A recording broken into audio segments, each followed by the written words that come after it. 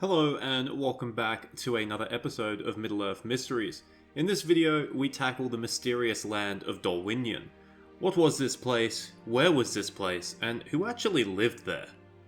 Let's be honest, most fans of The Lord of the Rings have probably never heard of Dorwinion, but of those who have, many of them might have had their first exposure to Dorwinion through something called Divide and Conquer. Divide and Conquer is a now standalone submod for 3rd Age Total War, a complete overhaul mod for an old game called Medieval 2 Total War. Dorwinion is a playable faction, and is rather unique in the fact that it can build both Mannish units and Elven units, implying that Dorwinion is some harmonious wonderland where elves and men live side by side. The developers of Divide and Conquer haven't just made this up though, because Dorwinion is something of a debatable topic between certain members of the Tolkien community, people like myself who are the modern equivalent of Gollum living in a cave under the mountain. Tolkien wrote just enough about Dorwinion to make it interesting, but not enough to make any concrete definitive statements about the place. In fact, Tolkien wrote so little about Dorwinion that he didn't even place it on a map. Instead, Pauline Baynes, an English illustrator who worked closely with Tolkien, placed it at the mouth of the River Running on the shores of the Sea of Rhûn, based off what Tolkien had written about it, and Tolkien simply approved of it. So what did Tolkien actually write about Dorwinion? As I said, not much. Dorwinion only really appears in two places in Tolkien's published work. One is in the Lays of Beleriand, which features a lot of Tolkien's very early work. Dorwinion is mentioned as a faraway land in the burning south, that was famous for its wine. Now normally we can disregard things that appear in the earlier volumes of the history of Middle-earth as they were just drafts, but Dorwinion's second, more well-known appearance in The Hobbit features a very similar concept. In The Hobbit, Dorwinion is a land to the south that is famous for its gardens and its wine so potent that it can easily cause elves to pass out. It's the second appearance that sparks the interest in Dorwinion.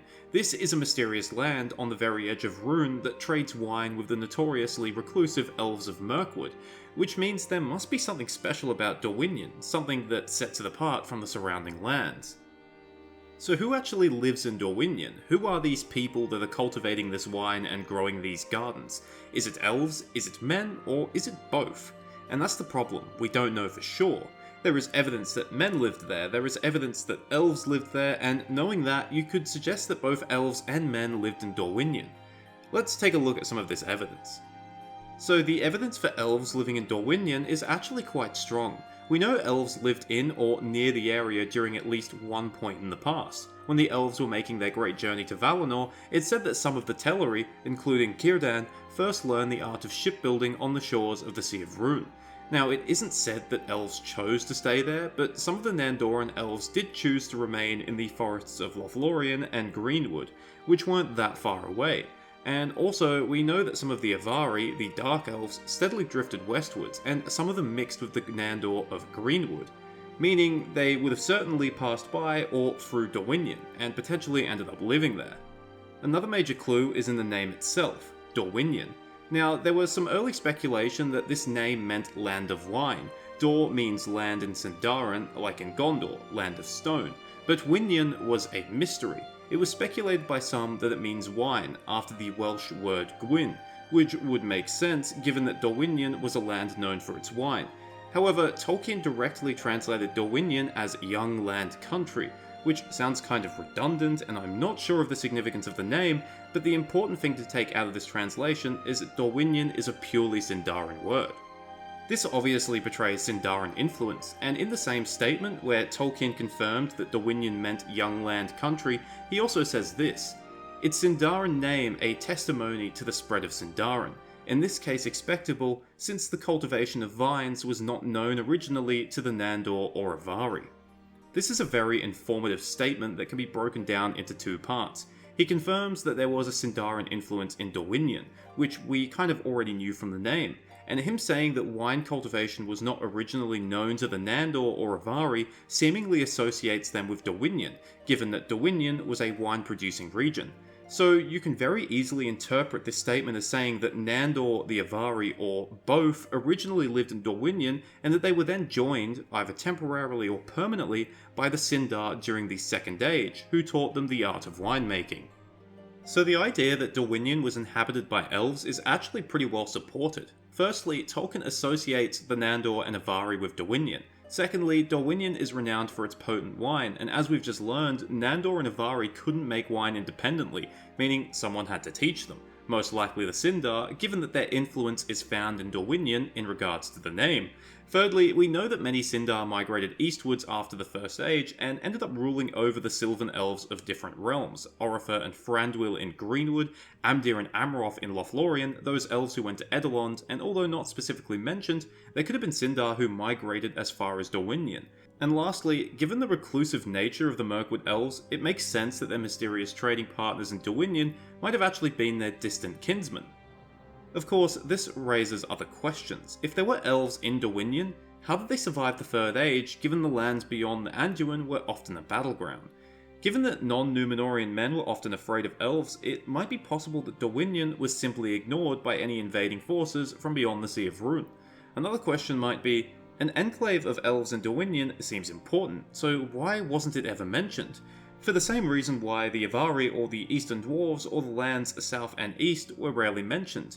They were beyond the scope of the story, and outside the boundary of knowledge of the in-universe writers. For example, Bilbo knew of Dorwinion, but beyond the Wines and Garden he knew nothing else about it, and given that he never went there or associated with someone from there as far as we know, it makes sense that he wouldn't know much else.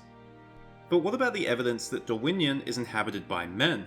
Well, like the elves, we know men historically lived in or near to Dorwinion. When the Edain were moving westwards, two of the houses, the House of Beor and the House of Hador, actually lived by the Sea of Rhûn for a time.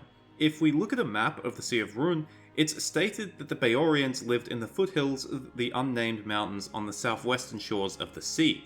The Hadorians, far larger in number, are described as living in the woods on the northeastern shore of the sea. The Hadorians ended up with a significant presence in the region even after the First Age, and descendants of that people would be known as the Northmen, and they lived in between the Sea of Rhûn and the Misty Mountains. The primary power of that people in the Third Age was the Kingdom of Rhovanion, that existed between Mirkwood and the Sea of Rhûn, and may have encompassed the land of Dorwinion. On the opposite side of the Sea of Rhûn were the various groups of Easterlings who were steadily drifting westwards, and by the end of the Third Age they would control most of the plains east of Mirkwood. There's also another interesting possibility here. It was mentioned that there was Sindarin influence in Dorwinion, but that might not have come from the Sindar themselves. In fact, we know Gondor's territory once extended to the Sea of Rhûn and may have also included Dorwinion. So it's possible that Dorwinion was a name given by the Gondorians, many of whom spoke Sindarin. It also means that there might have been the somewhat amusing scenario where it was actually the Dunedain who taught the Nandor or the Avari in the region the art of winemaking. I have to admit this one's kind of far-fetched. And finally, Bladorthin. Even Tolkien nerds might not have heard about Bladorthin. Basically, Bladorthin is a king that is mentioned in The Hobbit. Here's the passage. They wondered if they were still lying there unharmed in the hall below, the spears that were made for the armies of the great King Bladorthin, long since dead. Now, Bladorthin is something of a contentious topic, and I'll probably do a completely separate video on him, but for the sake of this video, I'll keep it brief. It's possible Bladorthin was a mannish king of Dorwinion. The name Bladorthin isn't Sylvan or Sindarin, suggesting that it might have been a mannish name, and the fact that he was long since dead by the time of the events of The Hobbit suggests that he might have been a mortal man. The time frame of his existence cannot have been before the founding of Erebor, which means he could not have been a king of Rhovanion. He could have been a king of Dale, but Dale is never mentioned as having a king before Bard, only a lord. It's likely that he wasn't an Easterling, given the hostilities between the Easterlings and the Dwarves.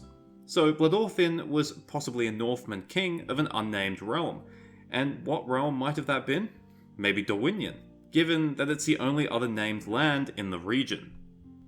But as with elves living in Dorwinion, it also isn't confirmed that men lived there either. In fact, a lot of the evidence is rather circumstantial. Although men lived in all the lands around Dorwinion, they are never specifically mentioned as living in Dorwinion itself. Also, the only confirmed statement about Dorwinion, the description of having potent wine and beautiful gardens, fits better with elves rather than men, especially as the men living in or near Dorwinion would be of Northman or Easterling origin, peoples who weren't known for their detail to the finer arts in life. So this leaves us with a unique possibility. did both men and elves live in Dorwinion. This was rare but not unheard of. It was actually relatively common in the First Age. For example, men and elves both lived in the region of Hiflum, but men mostly dwelt in the sub-region of Dorloman. Men and elves both lived in Dorwinion, but men mostly lived in the sub-region of Ladros. In the Third Age, you would probably expect the opposite to be true. It's almost a certainty that men would have the superior numbers and thus would inhabit most of the region. Perhaps the elves occupied a small sub-region or an enclave within Mannish territory. Similar to how Edelond existed within Gondor's bounds but was not actually a Gondorian city. If this were the case, one possibility is that both peoples lived independently of each other, but interacted quite regularly. Both peoples would have their own rulers and laws, and probably wouldn't live directly as neighbours, but they might cooperate in regards to things like foreign policy. For example, the elves very likely cultivated the wine and men handled the actual shipping and defence of it. This cultural mixing might have resulted in Dorwinion becoming a rather enlightened place, especially if the elves had a Sindarin upper class. Of course, it might have been the opposite of this. Perhaps the elves and men present in Dorwinion did not cooperate, direct interactions might have been rare, and both sides may have simply tolerated each other's presence. Nandoran and Avaran elves were often aloof by nature, and even the Sindar had a habit of staying out of the affairs of men. Likewise, as I stated earlier, men of non-Numenorian origin were often afraid of elves, not outwardly hostile, but wary enough that they tried to avoid them. In this scenario, the elves might have lived in an isolated part of the region where men rarely or simply did not ever go to. Honestly, there is no right or wrong answer, and that's why it's a mystery. If I had to give my own opinion, I would say the evidence suggests that there were certainly elves living in Dorwinion, definitely of Nandoran or Avaran origin, with a possible upper class of Sindar. As for men, while the evidence is weaker, it certainly isn't dismissible either. That's why the developers of Divide and Conquer give the player a choice. They have the option to pursue the interests of elves or the interests of men. An interesting faction, an interesting land, an interesting concept, but a mystery all the same. Thank you for watching, I hope you enjoyed it or at least found it interesting. I got several requests to do a video that covered Dorwinion, and I myself found the topic quite interesting, so it was only a matter of time before I did a video on it. There are more Middle-earth mystery videos on the way. I have several great ideas. I got asked to cover the First Age more, so there is one on the assembly line set there. That said, if you have a fantastic idea for a video, suggest it in the comments and it might just make the top spot and skip the queue. Cheers, farewell, and remember, I don't have anything interesting to say this time, I'm sorry.